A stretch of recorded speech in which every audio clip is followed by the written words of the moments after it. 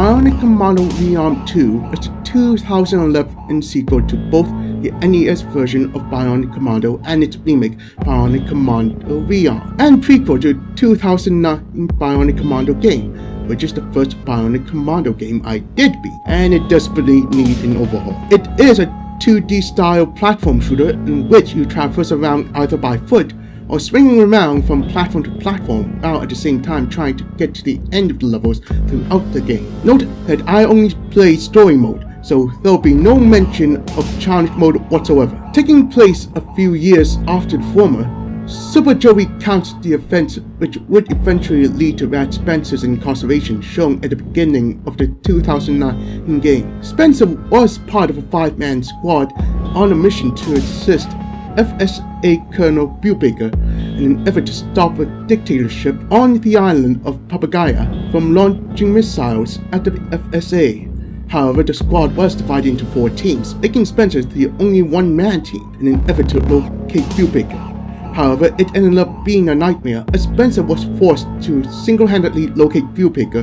and stop the missiles from launching. When it comes to gameplay, the island is divided into 28 stages, which are all huge areas, which can be explored to your heart's content and returned to once the stage is beaten. However, the top-down stages from the previous games were removed as no one told the developing team that they liked top-down stages. Spencer is controlled the same way as you would in the remake, and you're also given the ability to jump or throw at a limited height.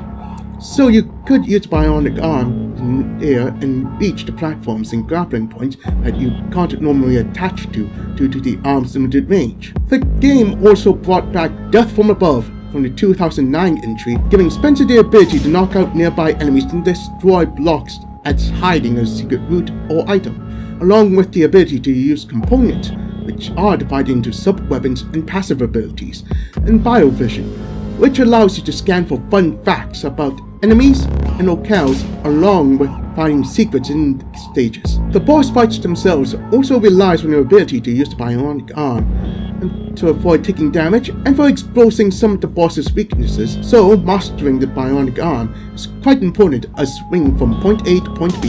BCR 2 is a fun and challenging game as it allows players to explore the various stages to find hidden components, lives, and those pesky Ashichis. Fight giant bosses and see how fast they can beat them, laugh at some of the jokes thrown in for good measure, and even try to beat the game without jumping. I recommend this game for long-time Bionic Commando fans, action platformer gamers, and newcomers to the action platformer genre.